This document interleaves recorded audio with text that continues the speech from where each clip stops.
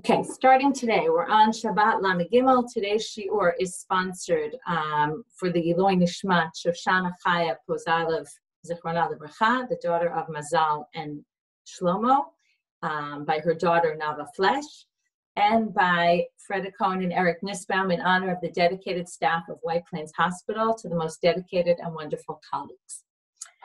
Okay, we're going to start now at the bottom of Lamed Bet Amud Bet, where we ended yesterday. I'm just going to go back briefly because we kind of ended in the middle of a topic, and so I wasn't so clear about it. I was confused by the end.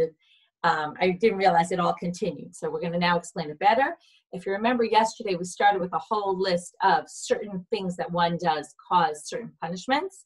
So now we're going to have a long list of the following things one might do cause the following punishments. Okay, we'll have a little bit of a after that, we'll have a little bit of a, maybe a stepping back from this whole approach. We'll get to that soon.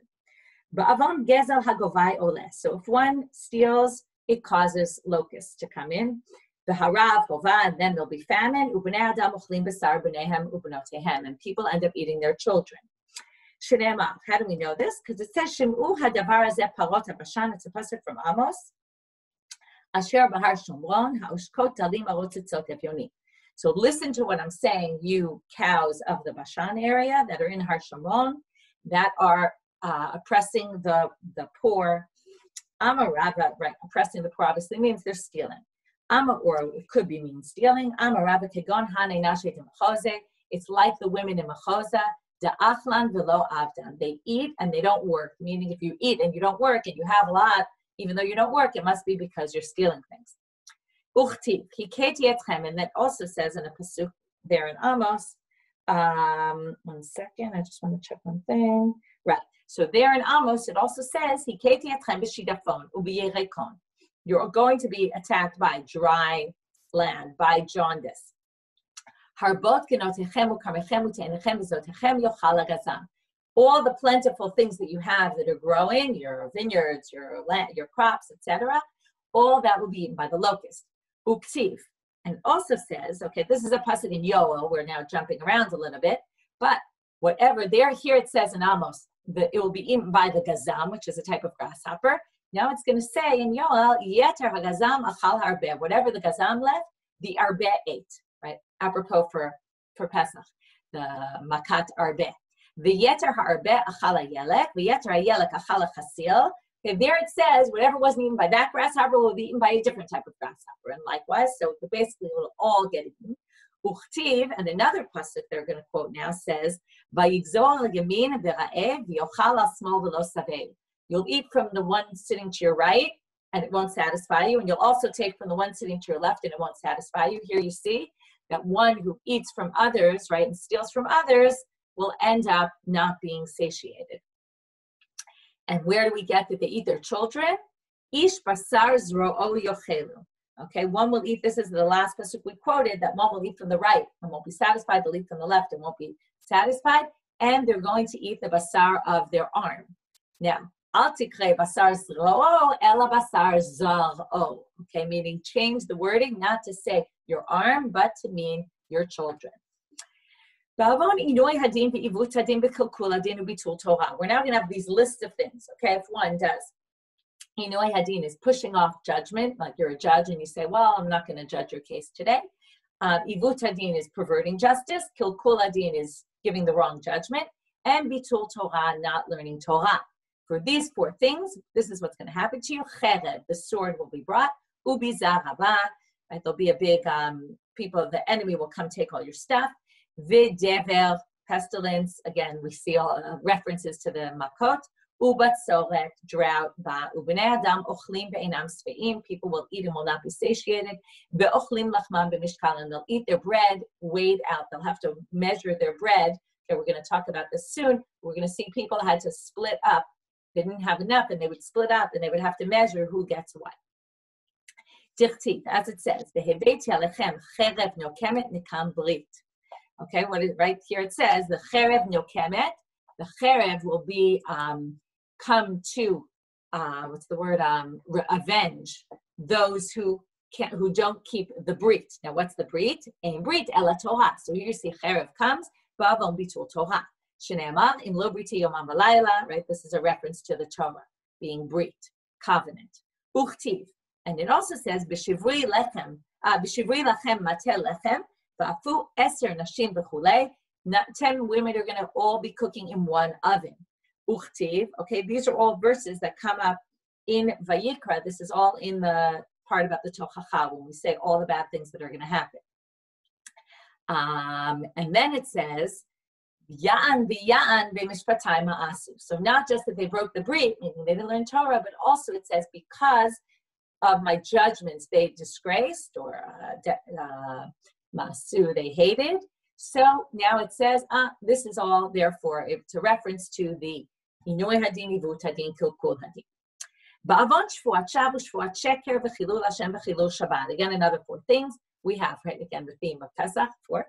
Shvuat shav, swearing falsely. Shvuat sheker, lying, right? Shvuat shav is unnecessary swearing.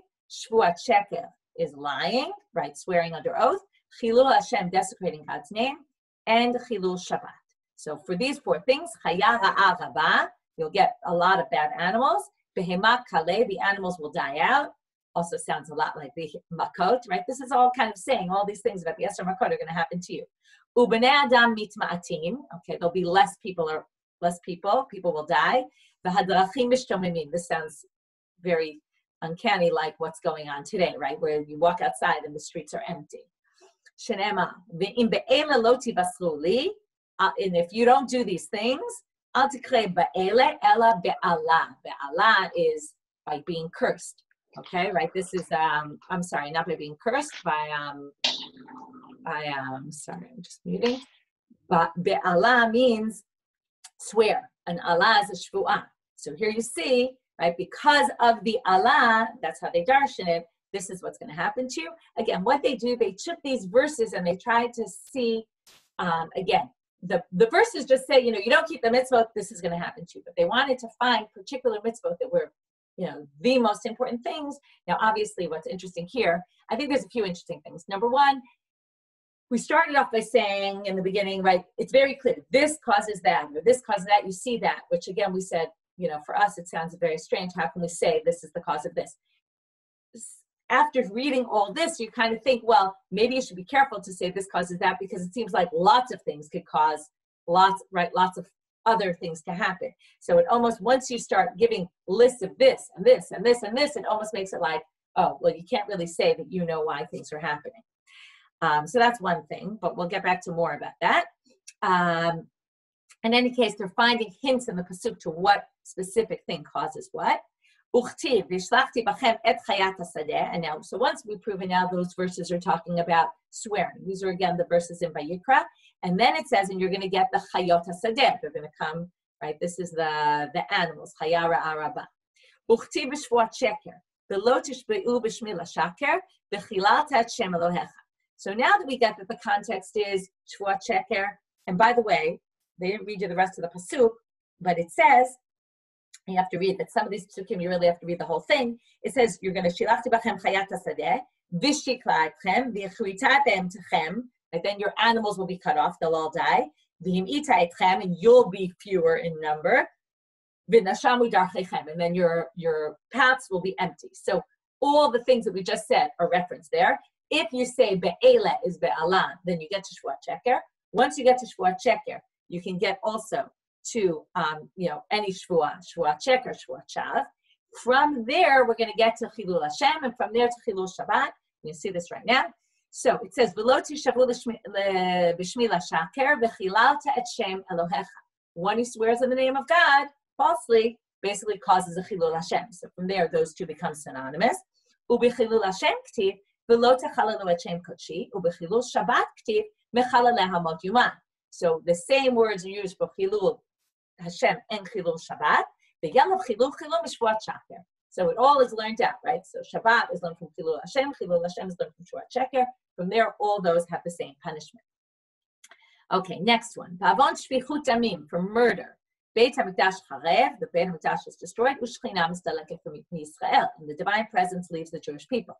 Shenema, the lo tachnifu, the lo. Okay, this is a pasuk in also in Vayik. No, this is at the end of Sefer Bamidbar. Right? This is where it's talking about those who kill accidentally and those who kill on purpose. And there it talks about, right, this is what's going to happen. If you murder people, right, then you'll disgrace the land. Where God's presence is. In other words, right, you'll make the land impure. From there you can infer that if you do, then you won't be dwelling there anymore. And God will not be among in the land.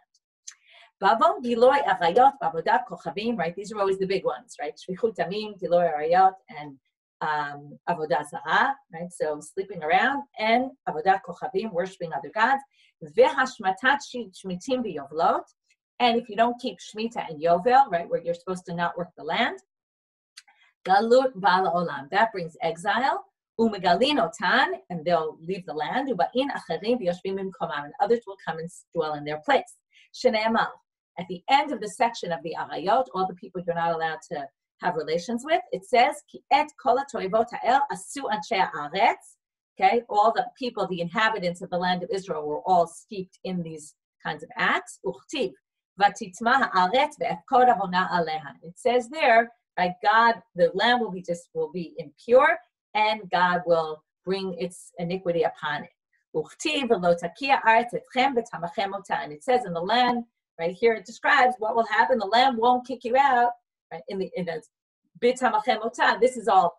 If you do the mitzvot, then the land won't kick you out.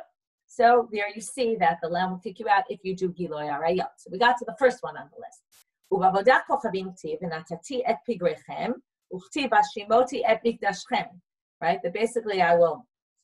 Natati et pigrechem is 1 second. Al pigrei gilulechem v'galan nafshi etchem.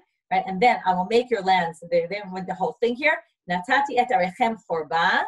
Your lands will be desolate. Et mikdashchem hashimoti et mikdashchem. Your mikdash will be destroyed. Okay, this is again descriptions in the tochacha, all the bad things that will come. And then it says, avodah natati vashimoti mikdashchem ve'etchem ezrei b'goyim. Okay, you'll be scattered among the non-Jews, meaning you'll be kicked out of the land.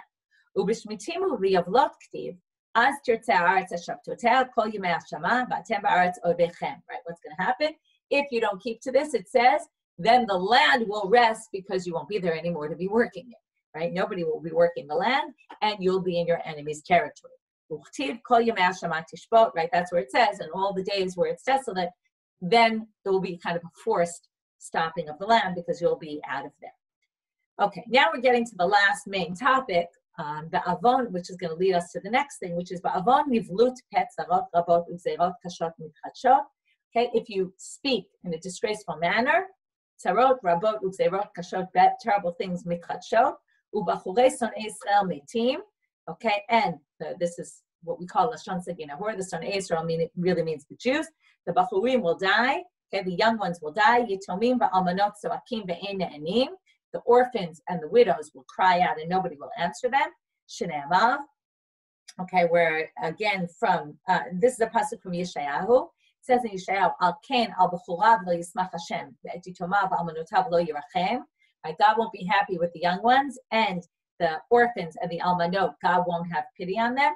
Ki kalu chanef umera v'chol ped dover nevala. Here we see, because all the mouths just speaking in a disgraceful manner. B'chol lo shavapo, okay, and God will not turn, right, in other words, God's anger will not subside, but od yado netuya, his hand will still be outstretched. Interesting, we have the yad netuya, right, the yad chazaka, but here it's in a bad way. My ba'od yado netuya, what do we say about this? Amar Rav Chanan Barava, hakol yodim kala lama nechnesa lechuppah. Everybody knows why the kala goes into the chuppah, meaning she's going to have relations with her husband, and that's why they're getting married.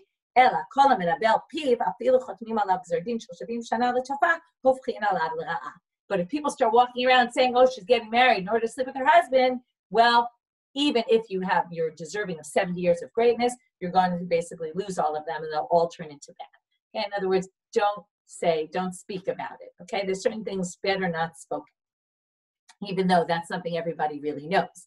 It is very strange to be saying that's why people get married. I mean, obviously, right, we all know that people do get married for reasons like that, but that's obviously not the point of marriage. But they're trying to say, don't speak in a disgraceful manner. Amar Rabba Bar Shila Amar Rav Chisda. Kol menabel et piv mamikim lo gehenom. They deepen gehenom to make space for you. Shenema shoche amuka pizarot. Okay, what is this? A deep pit is the peh of zarut, the peh, the mouth that speaks bad things. Rav Nachman Bar Yitzchak Amar af shomea v'shotek shene'emar ze'om Hashem yipol sham. Okay, even one who hears it and is silent, he also, because it says ze'om Hashem yipol sham, those who God is angry with will fall there too. Meaning not only the person who said it, but the person who hears it and doesn't say anything about it. Okay, so it's not only speaking not nicely, but listening to someone who's speaking that way without. What they really mean by being silent is without responding and commenting. Amar al B'shaya, if you kind of clean yourself away to get ready to make an avera, meaning preparing yourself for getting ready to sin, like you kind of take away any inhibitions that are inhibiting you from sinning, chaburot upsa'im yotz'im bo. He starts to get all sorts of wounds on his body. Shne'amar, chaburot petza tamruk bera. Okay, this means someone who's marek, right, clears himself up, frees himself up to do evil, will be full of chaburot petza, injuries. Below it, ela shenidon b'hidrokan. And now he's also going to get hidrokan, which was this disease of the stomach. So you would have stomach issues. Shene'amar umakot chadrei baten. Okay, it says there in the same pasuk, and you'll be attacked in your stomach. I was thinking, in psychology, they talk about if you hold things in, if you hold things back, right, you end up with stomach problems and skin problems, right? Holding things in is never a good thing. Maybe it's connected here. Amar Rav Nachman Bar Yitzchak siman la'avera hidrokan. Okay, hidrokan, stomach problems actually, this was the line I wanted to connect it to. It's a sign of bad, like something, it's not a good thing. If you have stomach problems, right, it's always indicative there's something more going on. Tanu Rabbanit. Now the Brighton says, Shlosha midei hidrokan. There's 3 types of hidrokan. Shel avera ava. Okay, now here comes the big line. Until now, we keep saying it's very clear. If punishment goes with a sin, and if you have a punishment, something bad's happening to you, it must be you were deserving of. Now they're telling you all of a sudden, wait a minute, take a step back. There's 3 types of hidrokan. Hen shel avera ava. If it's very thick, unclear what they mean, maybe something in your stomach is thick, then that's because you did an avera.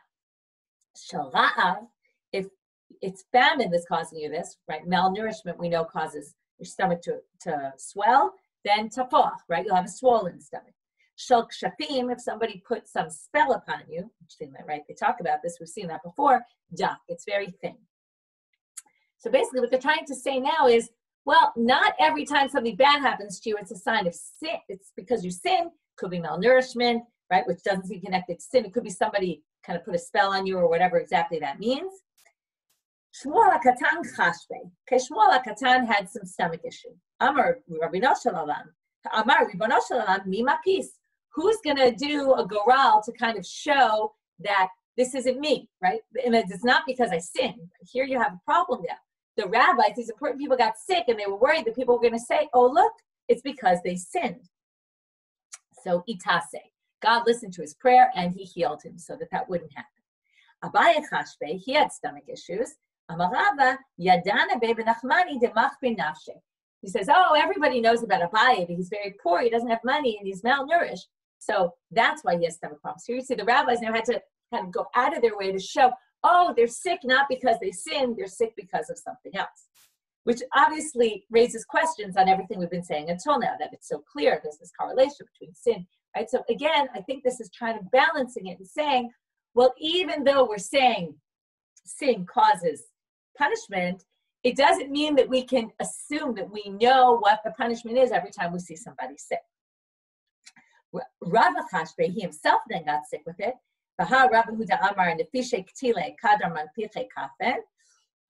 So isn't Rava, now what they're going to say is like this. So there's a few reasons why you get hidrokan. Either you sin, which we know Rava didn't sin, or you're poor, you're malnourished. We know he wasn't malnourished. Or they're going to say there's a third reason, which is people who don't go to the bathroom. And this came up at Bracha, we saw about hidrokan. It's people who don't go to the bathroom on time. They wait to go to the bathroom. Now, it can't be Rava waited to go to the bathroom because he himself was the one who said that you're going to get a swollen stomach if you don't go to the bathroom on time. So what did they answer? Interesting. Shane Rava de Anse le Rabbanan bi'idane bal korche. The rabbis wouldn't let him go to the bathroom. Why not? Because he was teaching, and basically, I don't know if they wouldn't let him leave while he was teaching. Like, this is classic during class, and you want to go to the bathroom, and the teacher says, no, you can't leave, right? You got to tell the teacher, wait, I'm going to get hidrokan, you better let me go. Here was the opposite. The students wouldn't let the teacher leave. And he was stuck, basically, and because of that, even though he knew it was a bad thing, he was stuck, and he had no choice, and because of that, he got hidrokan. It's a little bit of a stretch to say this, but again, what do you see? They're trying to go so far as to say, don't think it was because he sinned. Okay, next. Tanu Rabbanan. Arba simanim hen siman la'avera. Okay, again, we have these 4 things. If you see these, again, we're back to this shows something was wrong and what the person did. They must have done something wrong. Hidrokan siman l'sinat chinam. So they now say hidrokan is because of baseless hatred. Yerakon, jaundice, siman l'gasut haruach. It's arrogant people. Aniyut, poverty, siman l'lashon hara. Okay, it's because you spoke lashon hara. Askara, oh, sorry, no, I read this wrong. Sorry, start from the beginning. I read it in the wrong direction. Siman la'avera hidrokan. Hidrokan is a sign that you did something wrong. Siman l'sinat chinam, baseless hatred, is yerokan, is jaundice. Siman l'gasur ruach, arrogance, is aniyut, you become impoverished. And siman l'lashon hara is askara. You speak lashon hara, you get askara, which we saw before, maybe means diphtheria. Some people say it means something else. It's some sort of disease that causes your throat to basically choke up and you can't really speak. So, which makes sense. Lashon hara will cause that. So, Tanu Rabbanan. Now we're going to talk a little bit about this. Askara ba'al la'olam al ha'ma'aser. Okay, one opinion it's lashon hara. Another opinion says it's because of not taking trumot ma'asrot. Rabbi Elazar, Rabbi Yossi Omer al lashon hara. He says it's al lashon hara. So this is going to cause us to get into a whole next story, his line. So remember, we're going to come back to it in a minute. So it sounds like there's a machlok. Is it maaser? Is it lashon hara? Amar Rav B'item Rav Yoshua ben Levi. Ma'ikra. What's the pasuk? Where do we get it from? Comes from pasuk in Tehillim. V'amelech yismach be'Elohim yitalal kol hanishpa bo ki yisacher pi dovrei shaker. Okay, what does this mean? Right, the mouths of those who speak lies will be sealed, okay, or will be, right, and notice sachar, yisachal, comes from the lashon of askara. So they say askara comes from those who speak lies, and that's lashon hara. Ibailu, which is also like the nivel pet, it's a little bit similar. Ibailu. So now comes our question. Rabbi Elazar Rabbi Yossi al lashon hara kamar, o dilma af al lashon hara nami kamar. Did he mean, when he said it's al lashon hara, did he mean just lashon hara, or did he mean also lashon hara? Okay, meaning both maaser and lashon hara. So to get here, we're going to have a long story. Tashma. When the rabbis went to Keren b'Yavne, Hayasham Rabbi Yehuda, Rabbi Elazar, Rabbi Yossi, Rabbi Shimon. Rabbi Shimon being Rabbi Shimon Bar Yochai. We're going to get to the famous story of him being in the cave today. Nishala she'elazo b'fnehem. Okay, the following question was asked to them: Makazo b'pnei ma matchelet b'bnei me'ayim v'gomeret b'peh. Why does this makah of askara start in the intestines and then finish in the mouth? Right, where I said you kind of choke, you can't really speak. Rabbi Yehuda Rabbi Eli, Rosh Medabrim b'chol makom. Okay, Rabbi Yehuda Rabbi Eli, who's the head of the speakers and all, right? He's always the one who spoke first. Starts to say, "Va'amar af api sheklayot yoatzot v'lev mevin v'lashon mechatech pe gomer." Even though when you start to say something bad, where does it start?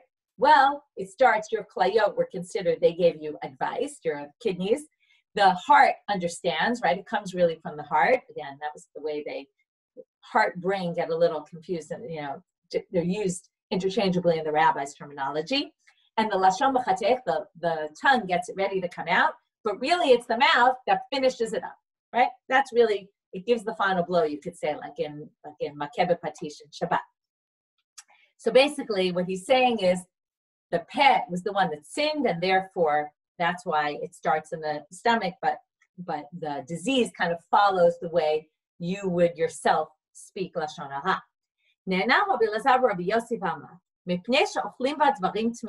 Because people eat non-kosher. What do you mean? Non-kosher, eating non-kosher causes hidrokan. People didn't really think that was true. אלא שאוכלים בדברים שאינם מתוקנים. No, it's because you ate things that you didn't take Trumot Maschot. Now, remember what our question was? Our question was, does he say, when he said Lashon Hara, Rabbi Yossi, did he mean even Lashon Hara? From here you see, he meant even Lashon Hara because he says Lashon Hara, and here he says Maaser. So there he said Lashon Hara, here he says Maaser, so he must have meant both. Okay, that's our answer. But because we already started here, now we're going to get off on a long tangent. So remember, we started with the following question was asked in front of those three rabbis about, right, why does it start in the intestines and go out through the mouth? So, right, again, he says because you ate food, that's why it connects to the mouth, right? Either Lashon Hara or eating food. Because people didn't learn Torah. Now we know why. Rabbi Shimon Bar Yochai, knowing the story of the cave, why Bitul Avon Torah was so important to him. So here's an interesting discussion about this. Amrulo, Nashim Yochichu, what do you mean? How could you say it's Bitul Torah? Women are not chayavot in learning Torah, and therefore if they don't learn Torah, they don't get punished. So that should prove that, and women do get hidrokan. It's not just a male disease. So what did they answer? They must prevent their husbands from learning. Because they prevent their husbands from learning, that's why they get hidrokan. So they say, how about non-Jews? They're not chayav to learn Torah, and yet they get hidrokan. They cause the Jews to stop learning. Right? This we've seen. There were all these say, oh, Jews can't learn. How about children die of hidrokan? Right? They cause their fathers to stop not to learn. How about those tinokot shebeit rabban? They're sitting learning. They're not bothering their fathers. They're sitting learning in yeshiva, right there. And we'll see tinokot shebeit rabban, and particularly we'll see from today's daf, they're always considered like the best because they're these young kids, innocent without sin, and they're sitting learning. So how could they get hidrokan? So Hatam, and this is a classic question, right? Again, once you say the punishment, right, that you get punished and you have this disease because you did something wrong, well, they're not doing anything wrong, right? If you say it's Bitul Torah, certainly they're not, can't be accused of that. So, Kid Rabbi Gurion, Amar Rabbi Gurion, V'item Rabbi Yosef Rabbi Shmaya, Bizman shetzedikim bador tzedikim nitkasin alador. When there's righteous people in the generation, sometimes the righteous people take the punishments of the generation upon them, right? They get punished for other people's sins. Ain't tzadikim bador, if there are no righteous people, who becomes in place of the tzadikim? This is where I said we're going to get to this. Tinokot shebeit rabbanit nitkasin alador. Okay, they're the most innocent. They're the ones who sometimes get punished for the sins of the generation. Amar Rabbi Yitzchak bar Ze'eri, again, this goes back to what we saw yesterday, where fathers can get punished, right, by their sons having died. This is, right, sons sometimes take upon themselves the sins of others. Va'amrela, Amar Rabbi Shimon ben Gezerah, Maikra, where do we get this from? Pasuk. So, in a pasuk in Shir Hashirim, im lo te'ila chayafa b'nashim tz'ilat be'ikvei atzon, and there it says, va'amrinan gidiyim ha'memushkanim al ha'ro'im. Okay, they're saying the gidiyim that were taken as collateral for the shepherds. Here you see that sometimes the young kids can become, right, children can be taken as collateral for others. Shma mina. Okay, so now this was all asked. Why? Because the whole question was, is it a sin for Lashon Hara, right? Is it also for Maaser? When he said for Lashon Hara, did he mean Lashon Hara and Maaser? And Shma mina, we can infer from here that Rabbi Elazar, Rabbi Yossi did say, Af al Lashon Hara nami kamar Shma mina. Okay, because we started this story, now they're going to say, Amai kari lehu rosh hamidabrim b'chol makom. Why was Rabbi Yehuda called the rosh hamidabrim b'chol makom, right? It's like the speaker of the house, right? Opens up the session. So, Tiyatve Rabbi Yehuda Rabbi Yossi Rabbi Shimon, V'yativ Rabbi Yehuda ben Gerim Kabayhu. So now we get to the Rabbi Shimon Bar Yochai story, because what happened once they were sitting, the three of them together, and Yehuda ben Gerim was among them. Patach Rabbi Yehuda va'amar. So he started to speak. Okay, here you see he was the first speaker. And he said the following line. Kama na'im masehem shaluma zo. Look how great the Romans are. Tiknu shvakim. They made marketplaces. Tiknu gsharim. They made bridges. They built bridges. Tiknu marchatzot. And they made bathhouses. Rabbi Yossi's reaction was shatak. Okay, he was silent. He didn't say anything. Na'ana Rabbi Shimon Bar Yochai v'amal. He spoke up and said, Masha tiknu lo tiknu ela l'tzorach hachatzmam. They only did this all for their own self-interest. Don't say, oh, how great are the Romans? Look at all the nice things, the great infrastructure they built for us. They were really doing this only for themselves and for bad reasons. Shvakim lahoshib ben zonot, marketplaces to have prostitutes. Merchatzaot ladim b'hanatzman, they did bathhouses so that they can make themselves beautiful. Gsharim, bridges, litol mehem meches, to take taxes. Halach Yehuda ben Gerim v'siper divreihem. Now, why are we hearing this story? So we're hearing this story because we want to say, where's Rabbi Yehuda Rosh Hamidabrim, and they bring the story to show it. But also they're showing how dangerous is Lashon Hara. Because what happened? He started speaking about what happened in the Beit Midrash, and Nishma'u l'malchut. Now, Yehuda ben Gerim didn't have evil intent. He was just saying, oh, listen to what happened. There was this big discussion. And then from there, it got to the Romans. Amru, so they said the following: Yehuda she'ilah yit'ala. Yehuda said nice things about us. He will rise up. Yossi sheshatak yiglel tzipori. He was silent. He didn't speak up. This goes back to what we said before. If you're silent and you don't say anything, right? It's the same thing. He is exiled to Tzipori. Shimon shegina yehareg. Shimon bar Yochai, he should be sent to death because he said bad things about us. So azahu b'rei. Okay, we already know this, although I don't know if you know the beginning part. Tashu Beit Midrash. First, they hid in the Beit Midrash. Kol yom have a maitile debitu rifta bekuza demaya bekarchi. Every day, his wife would bring him bread and a jug of water, and they would eat them together. Right? Karche korech. All these references to tonight. Ki takif gzerata. Okay, now when it got worse and the Romans, it got a little bit scarier. Amar le lebrei. He said to his son, Nashim da'atan kala alehen. Okay, now this doesn't mean what it usually means about, oh, they can't learn, but what does it mean? Women are a little bit on the weak side. Vilma mitzare la magalia. Maybe they'll torture her and she won't be able to withstand the torture and she'll say where I am. So azlu tasha b'marata. So they run away to the cave. His wife presumably doesn't even know where he's going. Right? This sounds like a Mossad guy or something, right? Doesn't even tell his wife where he is. And idrachish nisa, and a miracle happens. Ivrule charuva be'ena demaya. So they're in this cave, and a carob tree grows, and a spring of water, so that they have what to eat. V'havu mishalchim manayu. They used to take off their clothes. I'm not sure why they're telling us this part of the story, but they used to take off their clothes. Again, if we have more time and it wasn't Erev Pesach, I hopefully come up with a lot more things to say about the story. So I apologize for not having enough in depth, but you can hopefully take it to your own place. So they would take off their clothes. They would be up to their necks in sand to cover their bodies. Kula yom agarse. Okay, all day they would learn like this. When it came time for davening, lavshu mikase umatzle. Then they would put their clothes on. They were saving their clothes so that they wouldn't get ruined for davening times. Then they would take them off so they wouldn't get destroyed. They understood basically. Maybe what this is telling you is they realized they were in this for the long term. Right? They didn't think, oh, we'll get out tomorrow, but they figured this is going to be a long haul. So they spent 12 years in the cave. Eliyahu appears and stands in the front of the mouth of the cave.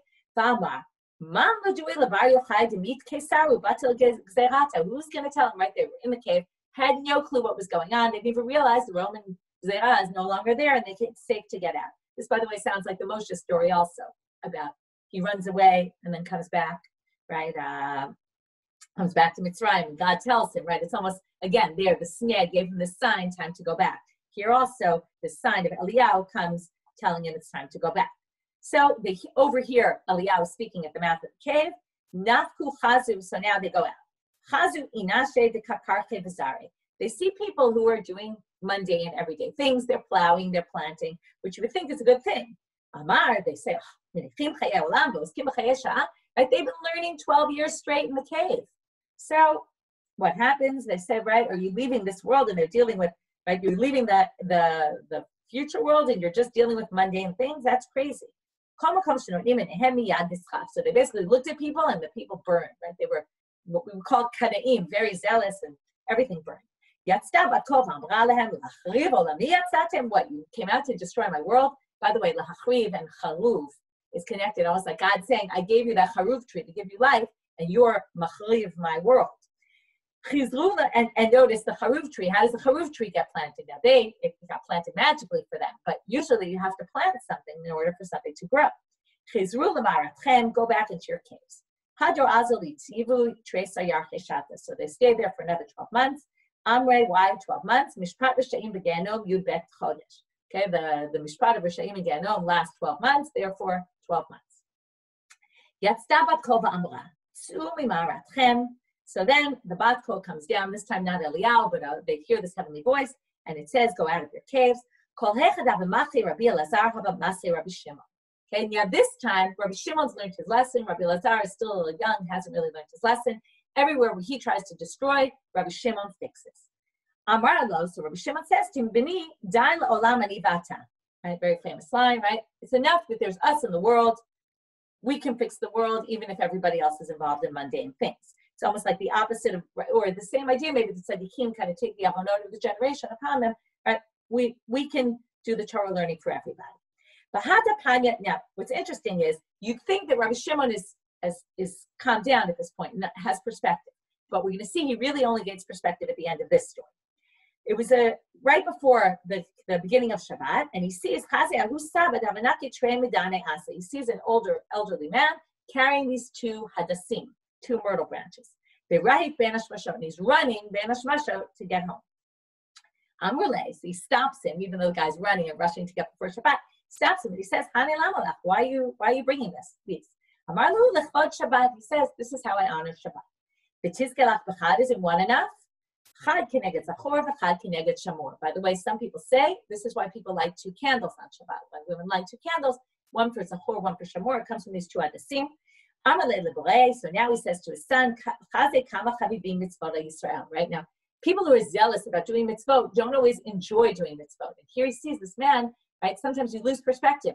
Look how much he loves doing mitzvot, that he basically takes these 2 hadassim, and right, that's how much he loves mitzvot, and he realizes, and then he finally internalizes that, he's got to fix his attitude a little bit. Okay, next part of the story. Yativ Datayu. So here the Gemara tells you at this point he's kind of calmed down, and he realizes there's good out there in the world. But which is 2 things. Number 1, he understood about other people, and I think it also taught him about himself. Shamar Rabbi Pinchas ben Yair Chataneh v'nafik la'apeh. So his son-in-law, Pinchas ben Yair, Rabbi Pinchas ben Yair, here's what happened, and he goes out to greet him. Ayle libnei bani, he brings him into the Beit HaMerchatz to kind of, the bathhouse to fix him up. Havaka arich libsareh. Okay, he's basically fixing his skin on his body. Chazi dehavale pile begufe. He sees he has all these cracks in his skin. Havaka bache, he starts to cry and say, oh, this is so sad. What happened to you? Bekanatru dimat ene. So his tears fall into the cracks on Rabbi Shimon Bar Yochai's skin, become itself halal. It really pains him, right? He was screaming out in pain, Rabbi Shimon Bar Yochai, from the pain of the tears. Amarle, oy li shari'iti chabecha. So his son-in-law says to him, oh, it's so terrible that I'm seeing you look like this. Amarle, ashrecha shari'itani bekach. You should be happy about what happened to me. She'omale lo ri'itani bekach lo matzata bikach. I would never have been who I was, right? This is, what to say, forget the words, but by suffering, it makes you stronger, right? And that I never would have become who I became were it not for this. How do I know this? To me, karaki have a maksha Rav Shimon Bar Yochai kushya have a mefarik le Rabbi Pinchas ben Yair treis hapiruke. Originally, I would ask a question and you would answer me 12 answers. L'sof, and that you were greater Talmid Chacham than me. L'sof ki have a maksha Rabbi Pinchas ben Yair kushya. He's not exactly saying this to him, but the Gemara is telling us about him. That then the tables turn. Rabbi Pinchas ben Yair would ask a question. He would answer it with 24 answers. Amar. So now Rabbi Shimon Bar Yochai says, wow, okay, I just had this amazing experience. I now have to give back to the community. So what can I do? Now, why does he think this? They give you an example of someone who did this. When he came to the city of Shalem, what does Rav say? Why Shalem? Shalem begufo, Shalem b'mamono, Shalem b'torato. He had everything he wanted. Vayichan et pnei ha'ir. Okay, he rested in the city. What did they say? Vayichan amarav matbea tiken lahem ushmol amar shvakim tiken lahem v'Rabbi Yochanan amar merchatzaot tiken lahem. He came to the city. Vayichan means he gave them things. What did he give them? Notice the interesting things that he did. He gave them money. Okay, he gave them. There's a machloket about this, but marketplaces and bathhouses, exactly what they talked about the Romans, right? Interesting that the same things are used here. Okay, Amar, ikamilta debai l'tikuni. So he says, is there something here that needs fixing? Amrule, I'm going to finish to the Mishnah today, okay? Amrule, ika duchte di ipe safek tuma. There is some place where there's safek tuma, there's maybe impurity there, and it's annoying for the kohanim to all go around. They can't walk through this field. So Amar, so he starts asking around. Does anyone know that there was ever a chizkat ta'ara in this land where things, that at some point it was used for pure things? Who's Saba? We keep having this theme of some Saba coming up all throughout the story. So some elderly man came. Kan kitzetz ben Zakai turmasei truma. He says Ben Zakai was Cohen, or some people say it's Ben Azai, would cut tormasim lupines of truma here. So that means it was obviously pure. Avid iunami hachi. So he said, I'm going to do the same thing here. So he plants lupines. Kol hechad hava kashe taharev. Kol hechad hava rafe tzine. He was able to figure out from there then where the hard land was and where the soft land was. Wherever the land was soft, he said there must be dead bodies under here. Wherever the land was hard, he realized there must be nothing underneath here. So anywhere where it was hard, he said that's tahor, and anywhere where it was soft, he put up a sign there, saying that this is a tamei area, you can't walk through here. Amar Ahu Saba. So now another Ahu Saba comes along, or maybe the same one, unclear, and he says, Tiher ben Yochai beta kvarot. Says, Ben Yochai, what are you doing? First of all, he calls him Ben Yochai. He doesn't call him Rabbi Shimon Bar Yochai. And he says, what, you're mitaher a cemetery? How could you do this? There's obviously dead bodies here. Amar le, so Rabbi Shimon Bar Yochai says to him, now, you think at this point, Rabbi Shimon Bar Yochai is kind of calmed down, right? And he's not as zealous as he was. But you see, not exactly, because the story is going to end very harshly. He says, if you weren't with us when we discussed this whole issue of what we were going to do, or even if you were with us, but you hadn't voted with us. I'm sorry, I said it wrong. If you hadn't been with us, or if you were with us and you hadn't made the decision with us, I'd agree with you. I understand why you're being critical of what I did. But you were part of this whole discussion and you voted with us that this was all a good idea. So Yomlu, people are going to say, Zonot mefarkesot zoet zot. Okay, we go back to the zonot that the story started with. Remember, he said they only made the shvakim for their prostitutes. So he says people are going to say that zonot, who compete with each other, different prostitutes, they still help each other put makeup on, and yet talmidei chachamim can't have nice discussions with each other and support one another, right? In other words, you're basically, and this is, we go back to, we were talking about sinat chinam and fighting for no reason. So he says, yeah, what happened? So he looks at him. We've seen this time, different times, always in Talmudic stories. That's often the way people die. He gave him a look with his eyes, and he dies. Okay, you'd think the story would end there, but nothing. He goes out now into the shuk, again, theme of the shvakim and the marketplaces and all that. Now he sees the guy who put him there in the first place. Now remember, Rabbi Shimon Bar Yochai was actually thankful that he got into the cave because he said, look where I got to from all this, but not exactly thankful about Yehuda ben Gerim that caused him all this suffering. So he says, Amar Adaim yesh lezeh ba'olam, what, this guy is still out and about? Natam bo'inav vasau gal shel atzamot. He looks at him and he turns him into a pile of bones. First of all, just as an aside, Tosfot says that there's a girsa that says it's Rabbi Yehuda ben Gerim. And by the way, Ben Gerim wasn't his name. He was the son of converts, which actually connects back to the early convert story that we have with Hillel. And they say it wasn't Galat Samot, because that would be a disgrace for a rabbi. It must have been, if he was really a rabbi, it just should say Nach Nafshe, and he died. Okay? But again, this whole story, what are you seeing? You're seeing the dangers of Lashon Hara. You're seeing the importance of Torah, the importance of being Mechabed Shabbat, right? Like we were talking about. You see, right, what else can we learn from the story? First of all, they keep going back to that theme of those three things. We can think about it: money and marketplace and merchatzaot, which all reflect different things about people and things they, like everyday things in their lives, and maybe it's also how to view everyday things that go on in your lives, how to view them, right? You can they took the same thing, and right, they said the Romans did this for bad reasons. Some people thought the Romans did them for good reason. And then Yaakov Avinu was the same one who was mitakein those things, right? The things can be used for good and for bad. Maybe there's that aspect to it. Anyway, one can darshan a lot of interesting things from here. You can think about that and hope everyone has a very meaningful Seder and a Chag Kasher V'Sameach.